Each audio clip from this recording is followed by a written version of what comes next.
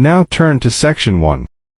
In the first part of the discussion, they are talking about the course VJ will study. First, you have some time to look at questions 1 to 7.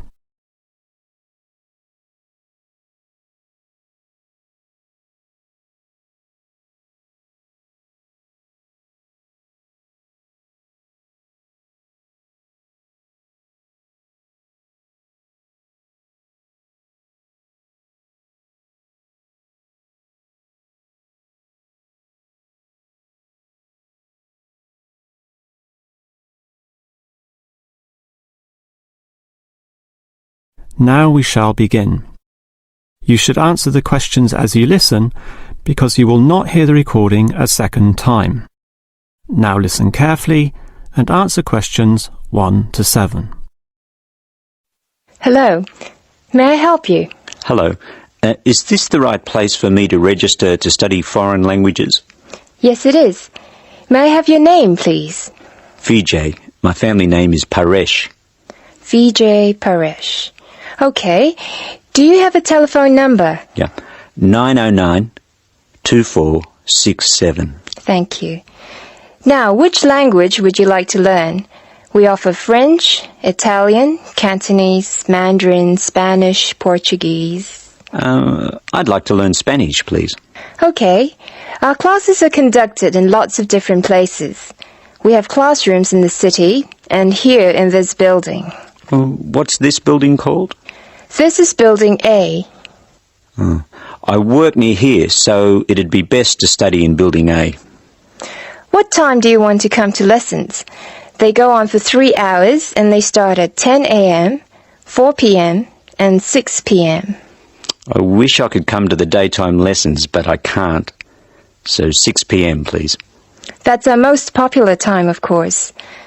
Have you ever studied Spanish before? No, I haven't. We describe our classes by level and number. Your class is called Elementary 1. Okay. When will classes start? Elementary 1 begins, just a minute, it begins on August 10. Great. Now what else do I have to do?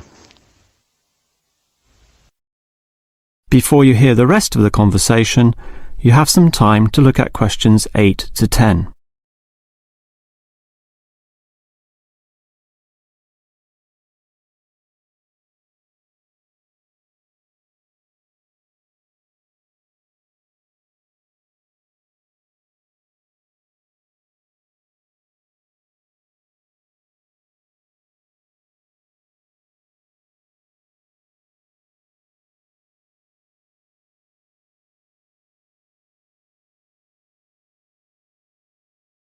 Now listen and answer questions 8 to 10.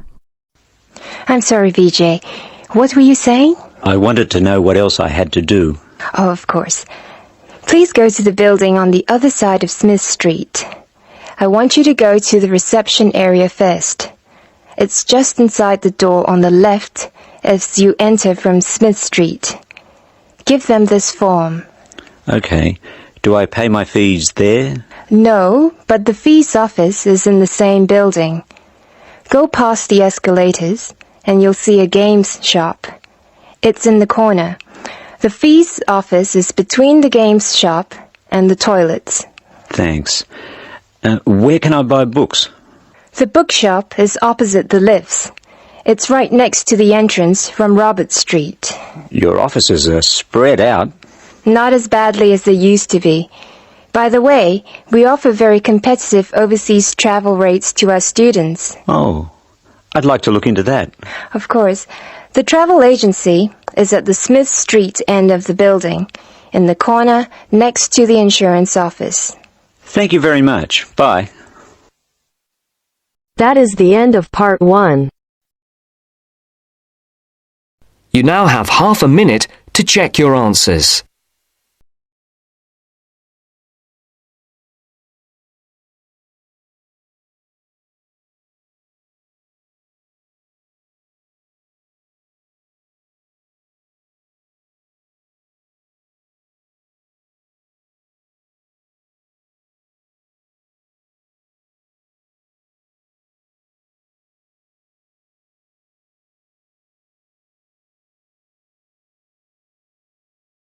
Section 2. You will hear a trainer giving a talk to people who want to learn outdoor survival skills. First, you have some time to look at questions 11 to 16.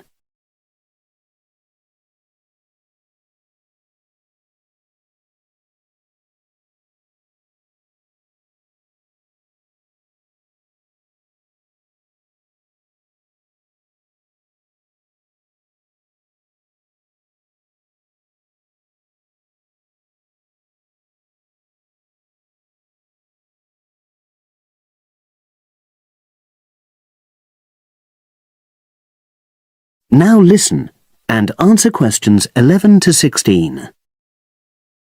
Good morning, everyone, and welcome to our outdoor survival program.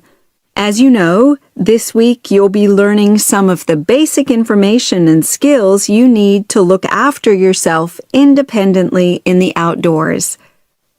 These first 2 days will be based here in the classroom, and then we'll be taking a camping trip to put into practice some of the things you've learned.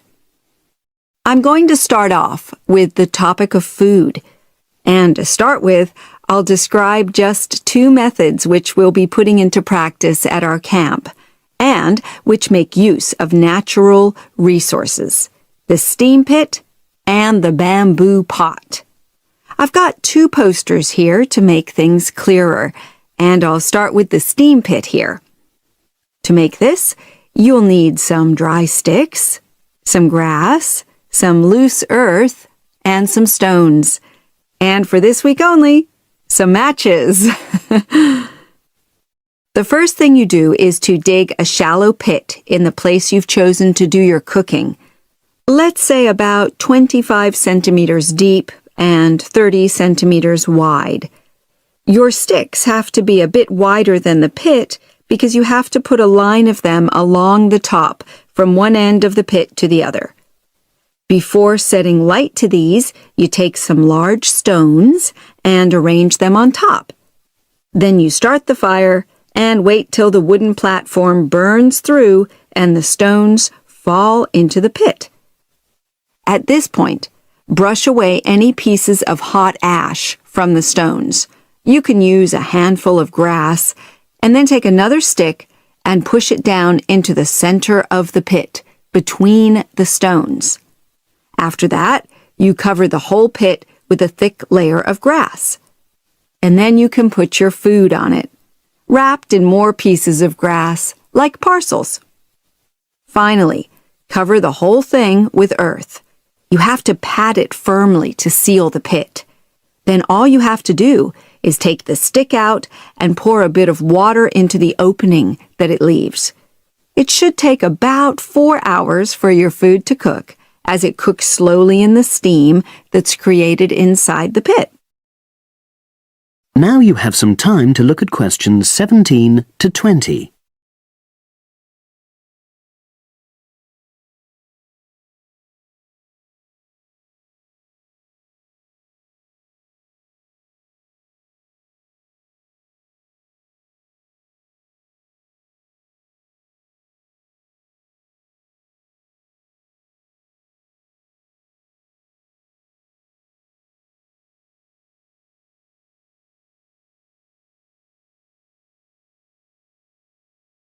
Now listen and answer questions 17 to 20. So, simple but effective. The other method you're going to practice this week is the bamboo oven. Now, the steam pit is ideal in certain conditions because the heat is below ground level. For example, if there's a strong wind and you're afraid a fire might spread. But when it's safe to have an open fire, you can use the bamboo oven method. You get a length of bamboo, which, as you probably know, is hollow and consists of a number of individual sections with a wall in between. You use a sharp stick to make a hole in each of the dividing walls apart from the end one. Then you lean the bamboo over a fire, with the top propped up by a forked stick, and the bottom sitting on the ground. You pour enough water in the top to fill the bottom section, and then light a fire underneath that section to heat the water. Then you put your food inside the top section, and the steam coming up the bamboo through the holes you made cooks it. I'm going to move on now to food itself and talk about some of the wild plants you might cook. I'm going to begin with fungi. That's mushrooms and toadstools. I'm sure you'll be aware that some of these are edible and they're delicious, but some of them are highly poisonous. Now, whether they're poisonous or not, all fungi that you find in the wild should be cooked before eating, because that helps to destroy any compounds in them that might be mildly toxic. But be aware that any amount of cooking won't make poisonous varieties any safer to eat. Unless you can definitely identify a fungus, you should never eat it. It's not worth the risk. And you need to be really sure, because some fungi that are poisonous are very similar in appearance to certain edible varieties. They can easily be mistaken for each other. So, having said all that, fungi are delicious when they're freshly picked, and although they are only moderately nutritious, they do contain minerals which the body needs. I'll move on now to leafy plants, which are generally... That is the end of section 2. You now have half a minute to check your answers.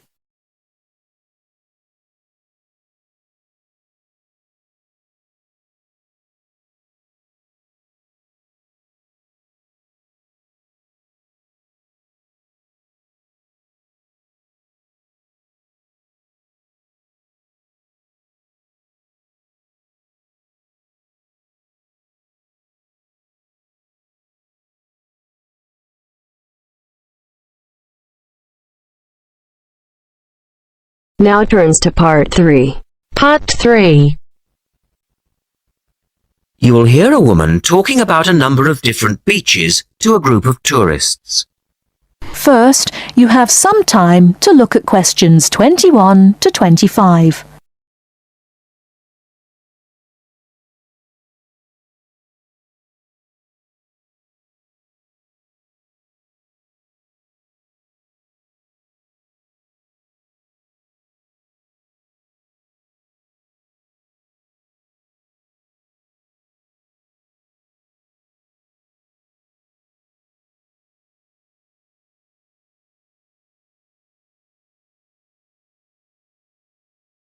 Now listen carefully and answer questions 21 to 25.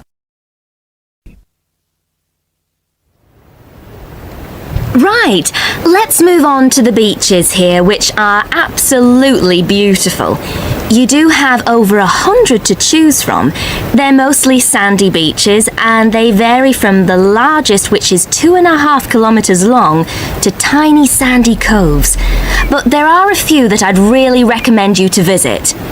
So, looking at this pamphlet, first of all, there's Bandella Beach. This beach is 1 kilometre away from the old fishing village of Bandella, which is a beautiful spot. If you park in the car park behind it, there's a small path which leads down to the bay. It's very pretty because the whole beach is backed by pine trees, so it's very sheltered. The beach itself is very clean, and the water is shallow and safe. That, together with the soft sand, make it an ideal beach for children and non-swimmers. A little further round the coast, again to the east, in the eastern corner of the island, is the spectacular Da Polata Beach, which is basically a long inlet. The land around this beach is marshland. It's all marsh, and there's a stream which winds through it, and the stream goes into the sea. And the beach has lovely pale gold sand. Access to this beach is quite tricky, and not for the less energetic. You have to go down a long flight of steps, 190 to be exact. But you'll be relieved to know that there's also a road which winds down to a car parking area. When you're level with the sea, there is a handful of shops and bars, and you can hire some beds and umbrellas. Continuing round the island, just past the tip of Calne, is the next beach I'd suggest you visit, and this is Sanget. Why? Because there isn't a beach longer than this on the island. If you want to know, it's exactly 2.5 kilometres long, and that's a bonus because it means it never gets overcrowded. It has golden sand and clear blue water shelving into the sea.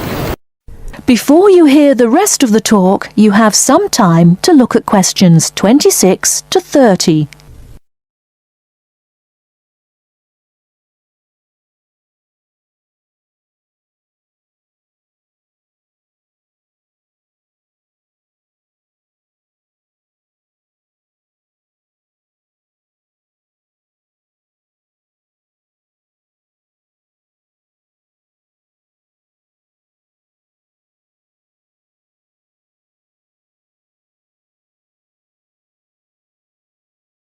Now listen and answer questions 26 to 30.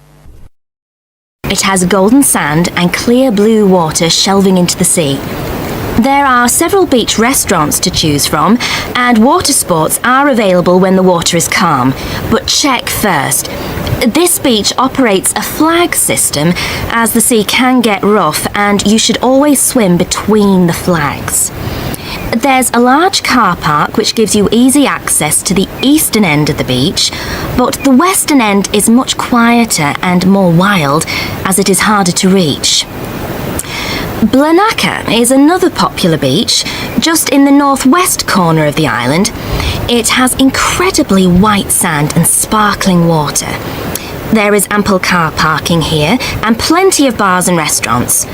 Blanaka has white cliffs all around it, and for those of you who'd like a little more to do than just lazing on the beach, there are caves here which you can explore in the cliffs, and you can also dive into the water from rock platforms along the side of the cove. Well, my final recommendation for today is Disador. Now, this beach isn't quite as easy to get to as the others I've talked about. It's quite a remote little beach, tucked away here next to Blanaka. You can reach Disador by a steep slope which goes over some sandbanks. The beach itself is small and pretty, with reddish-coloured sand and some stony areas on its eastern side. Despite being quite small, the bathing is good, and you can also go fishing here from the rocks at either side. It's a good idea to take some food and drink with you if you decide to go here, as there's only one little bar which isn't always open. So, that should give you plenty of ideas to choose from over the next 2 weeks. And if you have any further questions... That is the end of part 3. You now have half a minute to check your answers.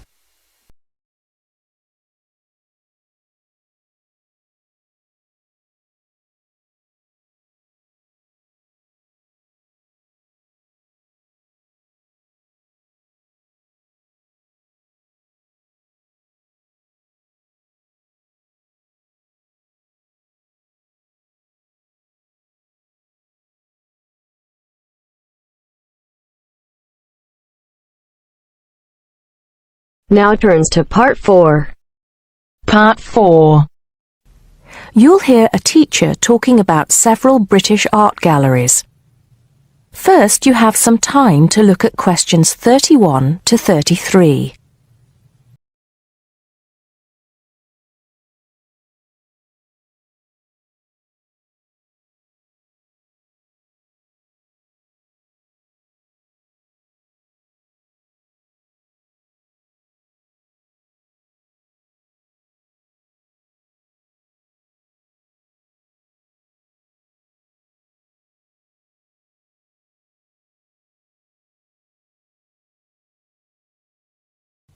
Now listen carefully and answer questions 31 to 33. Good afternoon. Welcome to the first class of V100 Art and History. The objectives of the course, as you will have seen if you've taken a look at the syllabus, include familiarizing yourselves with the vocabulary and language of art, learning about the basic elements of art and design, and finally, discussing historical periods as they pertain to art. The course will also give you the opportunity to visit some of the many galleries and museums that Britain has to offer. So, having said that, I'd like to spend the rest of today's class talking about 4 of the more important galleries that we will be visiting in the coming year. As most of you already know, or at least I hope most of you know, there are 4 Tate galleries in all. To begin, I'd like to tell you a little bit about the Tate Modern. Tate Modern is located in a very busy part of London called the South Bank. It's close to 2 world-renowned tourist attractions, St. Paul's Cathedral and Shakespeare's Globe Theatre. Now, interestingly enough, Tate Modern is housed in what was a power station, built in several stages between 1947 and 1963. It was closed down in 1981 and reopened as a gallery in the year 2000. Tate Modern consists of 5 levels, with the Tate collection being shown on the 3rd and 5th levels. On level 2, the works of contemporary artists are exhibited, while level 4 is used for holding large temporary exhibitions. Since this museum opened, it has become a popular spot for both Londoners and tourists alike. And believe it or not, it doesn't cost anything to get in to see the collection displays. Before you hear the rest of the talk, you have some time to look at questions 34 to 40.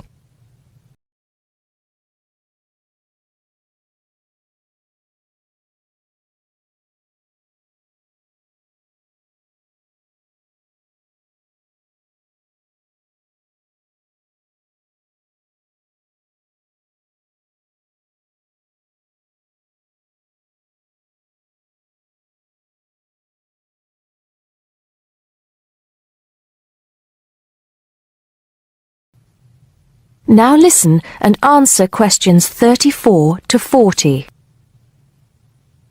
Now, the second gallery I'd like to talk about is Tate St. Ives, which is in Cornwall. It was built on the site of a gasworks, and it overlooks Porthmeor Beach. Tate St. Ives is housed in a 3-story building that was designed by the architects Evans and Shalliff. It was established in 1993, 7 years before Tate Modern was opened, and the gallery exhibits the works of modern British artists, including members of the St. Ives School, a group of artists living and working in the area from the 30s onwards. In later lectures, we'll be looking at the work of some of the artists who belong to that group and the ways in which they influenced each other. Okay, am I going too fast for any of you? No? Good. Next, I want to talk about Tate Britain, which is a gorgeous gallery situated right in the heart of Westminster. Tate Britain was the first of the 4 Tate galleries to open, and it was established in 1897. It was built on the site of an old prison, and when it first opened its doors, it was called the National Gallery of British Art. Later, it became known as the Tate Gallery, after the man who founded it, Sir Henry Tate. During its lifetime, Tate Britain has been damaged twice, once by floodwaters from the River Thames, and once by bombings during World War II. This gallery has an interesting range of exhibitions of historic and modern art from 1500 up to the present day. Now, the last gallery I'd like to tell you about is called Tate Liverpool. It's not hard to figure out where this gallery is located, is it? It was opened in 1988 to exhibit displays from the Tate collection, and it also has a program of temporary exhibitions. Tate Liverpool is housed in what was once a warehouse, and for some years it was one of the biggest galleries of modern and contemporary art in the UK. Well, that's a brief overview of just a few of the galleries we'll be visiting. I'd like now to look in a little more detail at what you can expect to see in each of these galleries, starting with Tate Britain. That is the end of part 4. You now have half a minute to check your answers.